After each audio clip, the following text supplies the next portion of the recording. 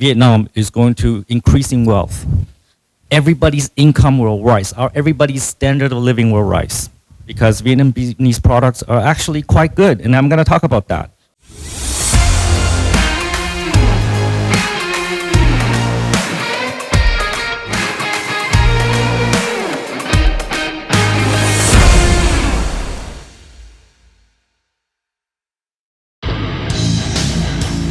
Hey Tom, it's the one and only Floyd Money Mayweather. First I want to say congratulations on your YouTube channel. Everybody needs to follow your YouTube channel. So what everyone needs to do is subscribe to Tom Pang. Great guy, great person. Tom, keep up the great work. Good morning, everybody. I'm so happy to see everybody here. My name is Tom. I'm the CEO of MediaStep. And today we're all here because we want to learn more about export and e-commerce. What are the opportunities? How to more money? That's what we care about. Anybody here export already?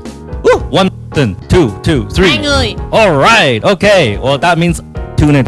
Export e-commerce is going to make Vietnam a very wealthy nation. I think we all know that already.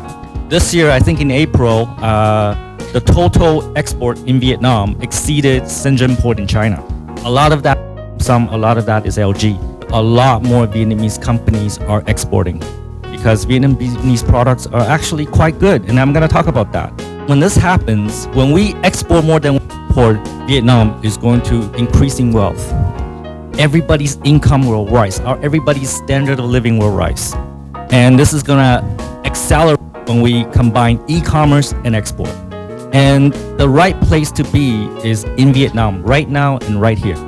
The place to do manufacturing, the place to export is right here in Vietnam. Let me give you some reasons. Reason number 1, US-China trade war.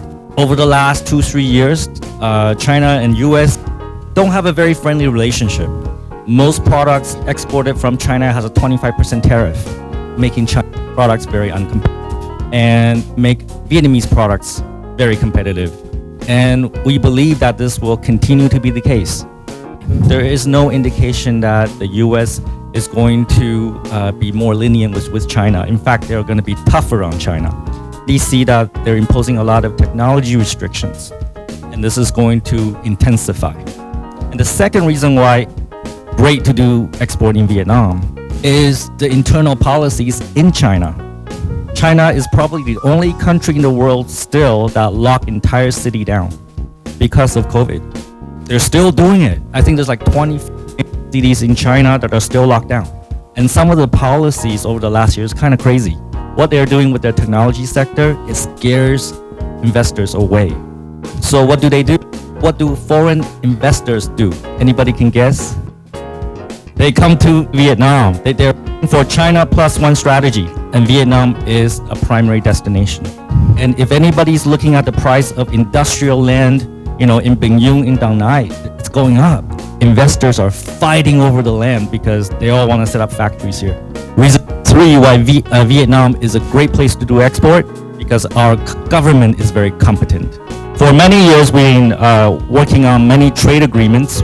So we're in CPTPP, RCEP, a lot of PPs. We also are in a lot of unilateral agreements with many different countries. So what that means is that Vietnamese products are very competitive in terms of import taxes.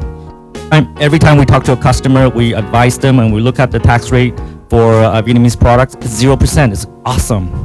Number 4 reason why Vietnam is a great place to do export is because we actually build great products.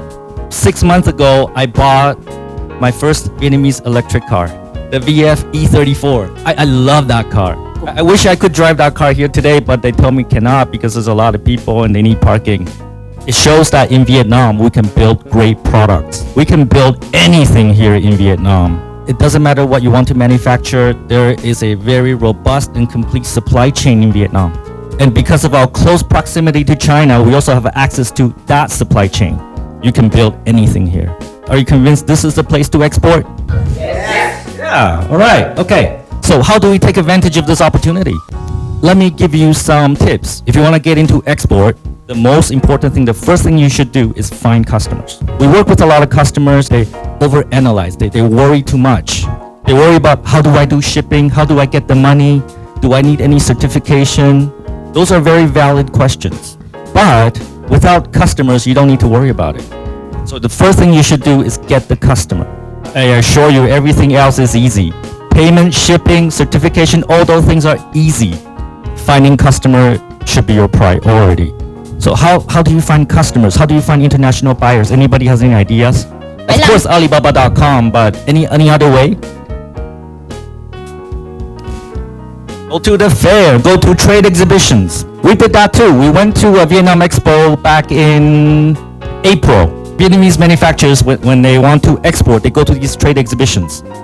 We had to fly our staff to Hanoi, have to put them in hotels. We have to rent the booth, we have to do a decoration. And we spent about $600 million on that. For 4 days, we prayed to find customers. Anybody has done exhibitions before? Then you know what I mean. So it's expensive, and sometimes you find the customers, sometimes you don't. In the last 2-3 years, it's harder to find international buyers because there are no trade exhibitions. So what do people do? They find buyers online. Now, everybody's conditioned, they've been trained. If you want to find international buyers, go online. And Alibaba.com is the world's largest dating site for international buyers and sellers. Doing international trade, is it very risky or less risky than domestic trade? What do you think? Give me some answer. Who thinks it's more risky? Okay, 1, 2, okay. Who thinks it's less risky? Okay, great. So when you sell products inside Vietnam, recently I just talked to a manufacturer. What happens is that when you sell products, you have to give them the products first. And they'll probably pay you 6 months or a year later. Usually there's some kind of credit term. So think about it, you give them the products, they pay you later. Compare that to, say, international trade. An international transaction works like this. International buyer contacts you, tell you what they want to make. They probably want to put their brand on it, and then you give them a price. So let's say price for 3 containers. And then they pay you 30%. They give you money first. Before you make anything, you already receive 30%. And after you complete production, they have to pay the rest. They have to pay 100% before you ship the products to the port. Actually, doing international trade is less risky because you don't need to have inventory. You only start production when you get the order. When you sell domestically, you gotta have an inventory. And inventory kills. Inventory is money in the warehouse that you cannot access. International trade is great for your cash flow. Actually, there are some students that they buy Alibaba.com packages. They don't manufacture anything. They just put products, pictures into their site. They communicate with international buyers, and when they get an order, they get an interested party. They go find they'll go find a manufacturer in Vietnam. So that is a start of an international trading business. So I think a week ago, I went with Miss Nhan to a steel manufacturing facility, a company. And it's really amazing. Like the process that they make steel is awesome. But in the back of my mind, I should buy an Alibaba.com account and I can start selling steel. And when I get an order, I just buy from the manufacturer. I'll be the middleman. I was seriously thinking about it. If I'm not so busy, I would do it. Okay, final tip if you want to do international trade. The international trade language is English. It doesn't matter who you do business with in the world, they will speak English with you. So either you speak English or you have to hire people that speak English. Nowadays, all university graduates, they speak such good English. They speak better English than me. And hire 5, 6 of them. Don't hire just one because then you'll be dependent on that one person. Have them help you build your content online. Write out the product descriptions, make them very attractive to international buyers. And they will help you translate, just like what I is doing right now. They will help you close that customer, international buyer. My company is a partner of Alibaba.com, world's largest dating site for international buyer and seller. There is no other. Actually, I did a little bit of research last week, like what other sites are available. Trying to understand the competition, right? There are other sites similar to Alibaba.com. It's true they exist, but they are tiny compared to Alibaba.com. No, nothing compares. That's why we partner with Alibaba.com. And the reason why we do it is because we believe in export. We believe in e-commerce. We believe that this is how Vietnam is going to be a wealthy nation. And we want to be a part of it. We want to help more Vietnamese businesses export. My final call to action is I want you to take ideas that you get here and apply it in your business and take some fucking action and see what happens. Thank you very much.